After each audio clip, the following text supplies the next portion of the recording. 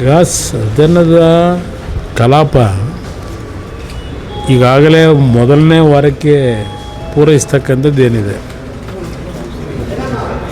ನಡೀತಾ ಇರತಕ್ಕಂಥ ಬೆಳವಣಿಗೆಗಳನ್ನು ಗಮನಿಸ್ತಾ ಇದ್ದೇನೆ. ವಿರೋಧ ಪಕ್ಷವಾಗಿ ಸದನದಲ್ಲಿ ಈ ಒಂದು ವಾಲ್ಮೀಕಿಯ ಒಂದು ನಿಗಮದಿಂದ ಆಗಿರತಕ್ಕಂಥ ಹಗರಣ ಏನಿದೆ, ಈಗ ಹಗರಣದಲ್ಲಿ ಹಣ ದುರ್ಬಳಕೆ ಆಗಿರ್ತಕ್ಕಂಥದ್ದು, ಆ ಎಸ್ ಟಿ ಸಮಾಜಗಳಿಗೆ ಮೀಸಲಾಗಿಟ್ಟಂಥ ಹಣವನ್ನು ಆ ಬಡವರ ಕಲ್ಯಾಣಕ್ಕೆ ಉಪಯೋಗ ಮಾಡಿದೆ. ಚುನಾವಣೆಗೆ ಉಪಯೋಗ ಮಾಡಿದ್ದಾರೋ ಇನ್ಯಾವುದಕ್ಕೆ ಉಪಯೋಗ ಮಾಡಿದ್ದಾರೋ ಅದು ಮುಂದೆ ಸತ್ಯಾಂಶ ಹೊರಗೆ ಬರಬೇಕು. ಇನ್ನೂ ತನಿಖೆ ಹಂತದಲ್ಲಿ ಇದ್ದಾವೆ.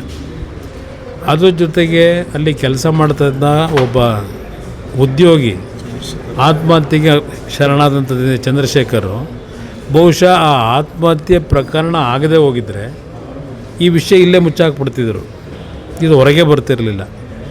ಈ ಒಂದು ಒಬ್ಬ ವ್ಯಕ್ತಿಯ ಒಂದು ಆತ್ಮಹತ್ಯೆ ಏನಿದೆ, ಆ ಕುಟುಂಬದ ಪರಿಸ್ಥಿತಿ ಏನಾಗಿದೆ ಗೊತ್ತಿಲ್ಲ ನನಗೆ. ಈ ರೀತಿಯ ಒಂದು ಸನ್ನಿವೇಶದಲ್ಲಿ ಹಿಂದೆ ರಾಜೀನಾಮೆ ಪಡೆದು, ಹೀಗಾಗಿದೆ ರಾಜೀನಾಮೆ ಪಡೆಯೋದು ಯಾಕೆ ಪಡೆದ್ರು? ಪಡೆದ ನಂತರ ಈಗ ಪುನಃ ಮತ್ತೆ ಹೊಸದಾಗಿ ಮಂತ್ರಿಮಂಡಲಕ್ಕೆ ತೆಗೆದುಕೊಳ್ತಕ್ಕಂಥದ್ದು ಏನಿದೆ, ಇದು ಯಾವ ಉದ್ದೇಶಕ್ಕೆ ತೆಗೆದುಕೊಂಡಿದ್ದಾರೆ? ಈ ಹಿನ್ನೆಲೆಯಲ್ಲಿ ಇವತ್ತು ಏನು ರಾಜೀನಾಮೆ ಕೊಡಬೇಕು ಅಂತಕ್ಕಂಥದ್ದೇನಿದೆ ವಿರೋಧ ಪಕ್ಷಗಳು, ಹಾಗಿದ್ದರೆ ಕೇಂದ್ರದಲ್ಲಿ ಈಗ ಕಾಂಗ್ರೆಸ್ ನಾಯಕರುಗಳು ಏನು ಇವತ್ತೇನು ಧರಣಿ ಮಾಡಲಿಕ್ಕೆ ಹೊರಟ್ರಲ್ಲ, ಲೋಕಸಭೆಯಲ್ಲಿ 4 ವಾರವೂ ನಡೀಲೇ ಇಲ್ಲ, ಸದನ ನಡೀಲೇ ಇಲ್ಲ. ಅಲ್ಲಿ ಚರ್ಚೆಗೆ ಸಿದ್ಧ ಇದ್ದೇವೆ ಅಂದ್ರೂ ಇಲ್ಲ, ನಮಗೆ ರಾಜೀನಾಮೆ ಕೊಡಬೇಕು ಅಂತೇಳಿ ಧರ್ಮೇಂದ್ರ ಪ್ರಧಾನ್ ಅಂತ ಹೇಳಿದ್ರು. ಧರ್ಮೇಂದ್ರ ಪ್ರಧಾನ್ ರಾಜೀನಾಮೆ ಆದಮೇಲೂ ಸದನ ನಡೆಯಕ್ಕೆ ಬಿಡಲಿಲ್ಲ. ಮತ್ತು ಅಮಿತ್ ಶಾ ಅವ್ರ ಮೇಲೆ ಶುರು ಮಾಡಿದ್ರು. ಅಮಿತ್ ಶಾ ಅವ್ರು ಉತ್ತರ ಕೊಡ್ತೀನಿ ಅಂತಂದ್ರೆ ನಮ್ಗೆ ಉತ್ತರ ಬೇಕಿಲ್ಲ, ನಮಗೆ ಬೇರೆ ಬೇರೆ ರೀತಿಯ ಕಾರಣಗಳನ್ನು ಕೊಟ್ಕೊಂಡು ಉತ್ತರ ತೆಗೆದುಕೊಳ್ತಕ್ಕಂಥದ್ದು ಸಿದ್ಧವಾಗಲಿಲ್ಲ. ಇದು ನಡ್ಕೊಂಬಂದಿರ್ತಕ್ಕಂಥದ್ದೇನಿದೆ. ಬಿ ಜೆ ಪಿಯ ಈಗಿನ ತೀರ್ಮಾನದ ಬಗ್ಗೆ ನಾನು ಯಾವುದೇ ಕಾರಣಕ್ಕೂ ಕಾಂಗ್ರೆಸ್ನವರ ಒಂದು ಪ್ರತಿಕ್ರಿಯೆ ಏನಿದೆ, ಅವರಿಗೆ ನೈತಿಕತೆ ಇಲ್ಲ ಕಾಂಗ್ರೆಸ್ನವರಿಗೆ ಅದಕ್ಕೆ ಪ್ರತಿಕ್ರಿಯೆ ಕೊಡಲಿಕ್ಕೆ ಅನ್ನೋದು ನನ್ನ ಅಭಿಪ್ರಾಯ. ಅದ್ರ ಜೊತೆಗೆ ಇವತ್ತು ಇಷ್ಟು ಹಠಮಾರಿ ಧೋರಣೆ ಯಾತಕ್ಕೆ? ಇವತ್ತು ತಪ್ಪು ಮಾಡ್ಕೊಂಡಿದ್ದೀರಿ. ಇವತ್ತು ಇನ್ನೂ ಸಂಪೂರ್ಣವಾಗಿ ಹಣ ಖಜಾನೆಗೆ ಬರಲಿಲ್ಲ. ಇಂಥ ಪರಿಸ್ಥಿತಿಯಲ್ಲಿ ಯಾಕೆ ಮುಂದುವರಿಸ್ತೀರಿ? ಇದು ಇರ್ತಕ್ಕಂಥ ತನಿಖೆ ಹಂತದಲ್ಲಿದೆ. ನನ್ನ ಬಗ್ಗೆ ಪ್ರಶ್ನೆ ಉದಾಹರಣೆ ಕೊಟ್ಟರು, ಕುಮಾರಸ್ವಾಮಿಯವರು ಜಾಮೀನಿನ ಮೇಲೆ ಇಲ್ಲಿವೆ ಅಂತ ಹೇಳಿ. ನಾನು ಈ ಮುಖ್ಯಮಂತ್ರಿಗೆ ಹೇಳ್ತೀನಿ, ನನ್ನ ಪ್ರಕರಣ ಏನಿದೆ, ನನ್ನ ಪ್ರಕರಣವನ್ನು ನೀವು ಉಪಯೋಗಕ್ಕೆ ಪಡ್ಕೊಳ್ಳೋದಾದರೆ ನೀವೆಲ್ಲ ಪರ್ಮನೆಂಟಾಗಿ ಜೈಲಲ್ಲೇ ಇರಬೇಕಲ್ವೇ? ನನ್ನ ಮೇಲಿರೋ ಪ್ರಕರಣ ಏನು ಇಲ್ಲ, ಏನಾದರೂ ಸರ್ಕಾರದ ಎಕ್ಸ್ಚೆಕ್ಕರ್ಗೆ ಅನ್ಯಾಯ ಆಗಿದೆಯೋ, ಇಲ್ಲ ನಾನು ಕಾನೂನು ಬಾಹಿರವಾಗಿ ತೀರ್ಮಾನ ತೆಗೆದುಕೊಂಡಿದ್ದೇನೋ, ಎಲ್ಲ ಫೇವರ್ ಮಾಡಿದ್ದೇನೋ, ಎಲ್ಲಿದೆ ಪ್ರೂಫು? 12 ವರ್ಷ ಆಯಿತು. 12 ವರ್ಷದಿಂದ ಇನ್ನೂ ಜೀವಂತ ಇಟ್ಕೊಂಡು ಕೂತಿದ್ದೀರಿ. ನನ್ನ ಪ್ರಕರಣ ನಿಮಗೆಲ್ಲ ಹೋಲಿಕೆ ಮಾಡ್ಕೋಬೇಡಿ. ಶಿವಕುಮಾರ್ಗಾಗಲಿ ಇರ್ತಕ್ಕಂಥ ಜಾಮೀನು ಮತ್ತಿನ್ಯಾರ್ಯಾರೋ ಜಾಮೀನುಗಳು ತಗೊಂಡವರಲ್ಲ, ಅದಕ್ಕೆ ನನ್ನ ಪ್ರಕರಣವನ್ನು ಹೋಲಿಕೆ ಮಾಡ್ಕೊಳ್ತಕ್ಕಂಥದ್ರಲ್ಲಿ ನಿಮಗೆ ಯಾವ ರೀತಿಯ ನೈತಿಕತೆ ಇಲ್ಲ. ಇವತ್ತು ನಿಮ್ಮ ಸರ್ಕಾರಗಳಿದೆ, ಇವತ್ತು ನನ್ನ ಪ್ರಕರಣವನ್ನು 12 ವರ್ಷವಾದರೂ ಇನ್ನೂ ಯಾತಕ್ಕೆ ಇಟ್ಕೊಂಡಿದ್ದೀರಿ? ನಾನಿಲ್ಲ ತನಿಖೆಗೆ ಏನಾದರೂ ಅಡ್ಡಿಪಡಿಸಿದ್ದೀನ? ಮಾಡಬೇಡಿ ಅಂತ ಹೇಳಿದ್ದೀನ? ಸ್ಟೇ ತಂದಿದ್ದೀನ? ಅದಕ್ಕೆ ಯಾತಕ್ಕೆ 12 ವರ್ಷದಿಂದ?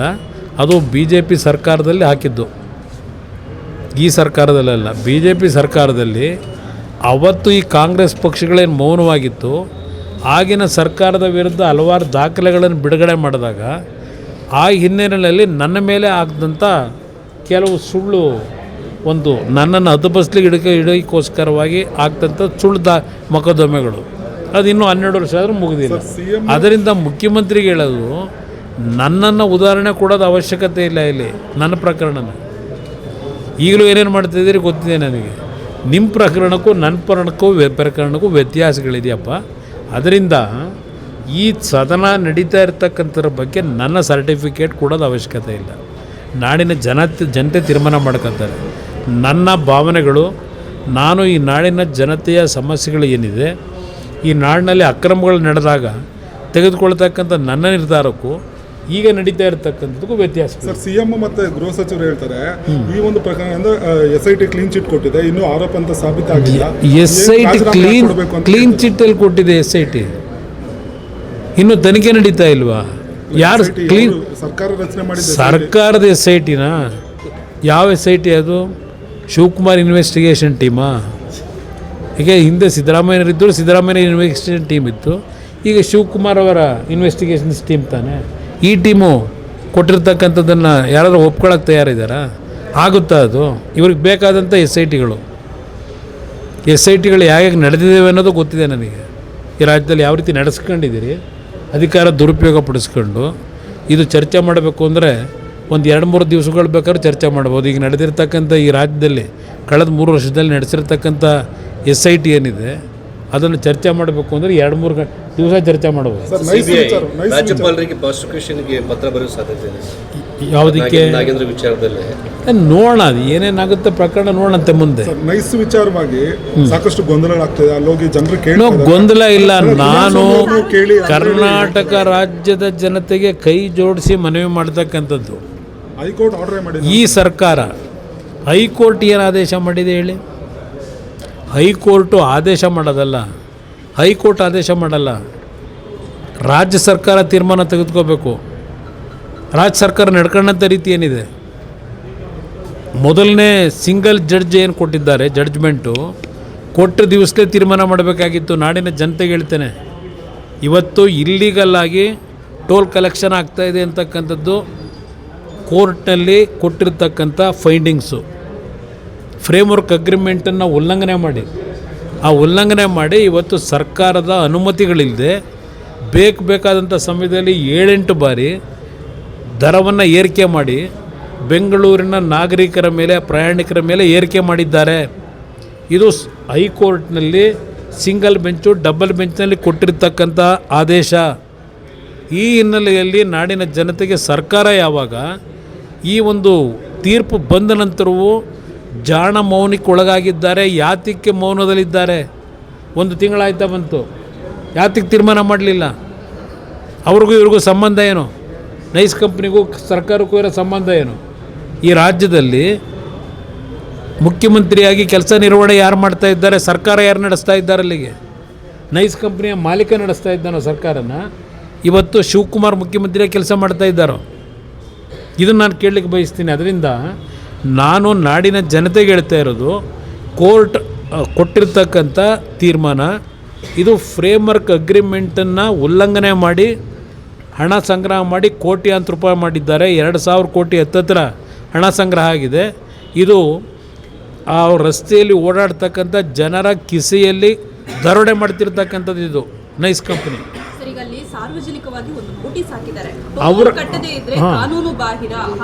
ನಾನು ಹೇಳ್ತೇನೆ, ಅವ್ರು ಏನೇ ನೋಟಿಸ್ ಹಾಕಿರಲಿ, ಸುಪ್ರೀಂ ಕೋರ್ಟ್ನ ಆದೇಶ ಏನಿದೆ ಅದನ್ನು ನೋಟಿಸ್ ಬೋರ್ಡ್ನ ಹಾಕಕ್ಕೆ ಹೇಳಿ.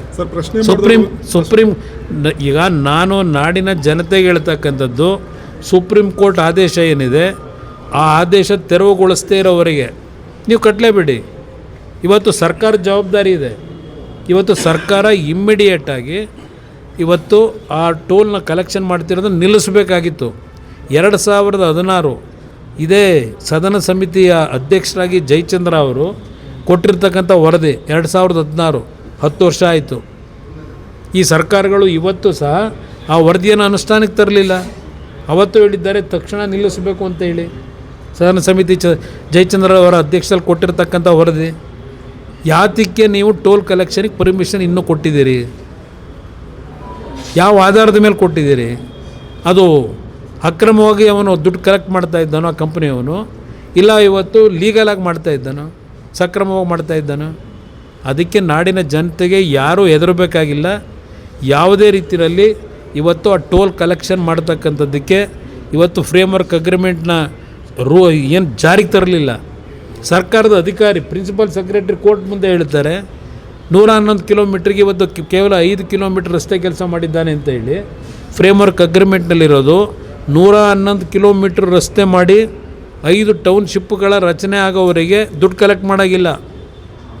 ಟೋಲ್ನ ಇಲ್ಲಿವರೆಗೂ ಮಾಡಿರೋದೇ ಕಾನೂನು ಬಾಹಿರ.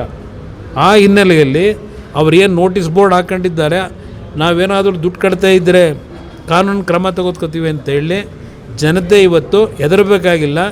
ಈಗಲೂ ಸಹ ಹೇಳ್ತೇನೆ, ಈ ಸರ್ಕಾರ ಅವ್ರ ಜೊತೆ ಏನು ಶಾಮೀಲಾಗಿದ್ದಾರೆ, ಸರ್ಕಾರದ ಜವಾಬ್ದಾರಿ ನಿರ್ವಹಣೆ ಮಾಡ್ತಕ್ಕಂಥದ್ರಲ್ಲಿ ಈ ಸರ್ಕಾರ ಜವಾಬ್ದಾರಿ ನಿರ್ವಹಣೆ ಮಾಡ್ತಾ ಇಲ್ಲ. ಆ ಹಿನ್ನೆಲೆಯಲ್ಲಿ ನಾಡಿನ ಜನತೆ ಆ ರಸ್ತೆಯಲ್ಲಿ ಓಡಾಡ್ತಕ್ಕಂಥವ್ರು ನೀವು ಕಾನೂನನ್ನ ಕೈಗೆತ್ಕೋಬೇಕು ಅಂತಕ್ಕಂಥದ್ದನ್ನು ಮನವಿ ಮಾಡಿ. ಪ್ರಶ್ನೆ ಮಾಡಿದ್ರೆ FIR ಮಾಡಿಸೋದು ಸರ್. ಯಾವ FIR ಮಾಡಿದ್ರೂ ಹೆದರಬೇಕಾಗಿಲ್ಲ. ಯಾರು ಜನರಿಗಿಂತ ಆ ಕಂಪ್ನಿ ದೊಡ್ಡದಲ್ಲ, ಜನರಿಗಿಂತ ಸರ್ಕಾರ ದೊಡ್ಡದಲ್ಲ. ಇವತ್ತು ಪೊಲೀಸ್ ಇಲಾಖೆ ಇರೋದು ಕಾನೂನು ಬಾಹಿರ ಚಟುವಟಿಕೆ ನಡೆಸ್ತಕ್ಕಂಥದ್ದನ್ನು ನಿಲ್ಲಿಸಬೇಕು.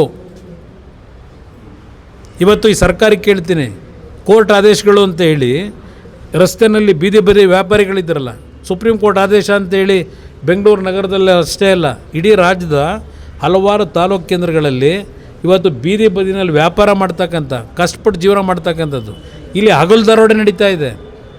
ಕಾನೂನು ಬಾಹಿರವಾಗಿ ಅಕ್ರಮವಾಗಿ ದುಡ್ಡು ಸಂಪಾದನೆ ಮಾಡ್ತಾ ಇದ್ದಾರೆ. ಅದರ ಬಗ್ಗೆ ಈ ಸರ್ಕಾರಕ್ಕೆ ನಿಲ್ಲಿಸ್ತಕ್ಕಂಥ ಯೋಗ್ಯತೆ ಇಲ್ಲ. ಆ ಬಡವರು 2 ಹೊತ್ತು ಊಟಕ್ಕೆ ಕಷ್ಟಪಟ್ಟು ಸಂಪಾದನೆ ಮಾಡೋರನ್ನ ಖಾಲಿ ಮಾಡಿಸ್ತೀರಿ. ಇದರ ವಿರುದ್ಧವೇ ನಾನು ನಾಡಿನ ಜನತೆಗೆ, ಆ ರಸ್ತೆಯಲ್ಲಿ ಹೋಗ್ತಾ ಇರ್ತಕ್ಕಂಥ ನಮ್ಮ ಯುವಕರಿಗೆ ಪ್ರತಿಯೊಬ್ಬರಿಗೂ ಹೇಳ್ತಾ ಇರ್ತಕ್ಕಂಥದ್ದು, ಯಾವುದೇ ಕಾರಣಕ್ಕೂ ಈ ಸರ್ಕಾರ ಹಗಲು ದರೋಡೆ ಮಾಡಲಿಕ್ಕೆ ರಕ್ಷಣೆಯನ್ನು ಕೊಡ್ತಾ ಇದೆ. ಇದರ ವಿರುದ್ಧ ಧ್ವನಿ ಎತ್ತಬೇಕು ಅಂತಕ್ಕಂಥದ್ದನ್ನು ನಾಡಿನ ಜನತೆಗೆ ಹೇಳ್ತಾ ಇದ್ದೇನೆ. ತಾವೊಂದು ಪತ್ರನೂ ಬರೆದಿದ್ರಿ ಸರ್. ಅಲ್ಲ, ಪತ್ರ ಬರೆದಿದ್ರಿ, ಅದಕ್ಕೇನಾದರೂ ಉತ್ತರ ಪತ್ರ ಬರೆದಿದ್ದಕ್ಕೆ ಇವತ್ತಿನವರೆಗೂ ಈ ಸರ್ಕಾರದಿಂದ ಉತ್ತರ ಇಲ್ಲ. ಇವತ್ತು ನಮ್ಮ ಹೈಕೋರ್ಟ್ನ ಸಿಂಗಲ್ ಬೆಂಚು ಡಬಲ್ ಬೆಂಚ್ನ ಆದೇಶದ ಹಿನ್ನೆಲೆಯಲ್ಲಿ ಆ ತೀರ್ಪೇನಿದೆ, ಅವರೇನು ಫೈಂಡಿಂಗ್ ಕೊಟ್ಟಿದ್ದಾರೆ ಅದನ್ನು ವಿಷಯವನ್ನು ಜಾರಿಗೆ ತರಲಿಕ್ಕೆ ಮುಖ್ಯಮಂತ್ರಿಗೇನು ಪತ್ರ ಬರೆದಿದ್ದೇನೆ.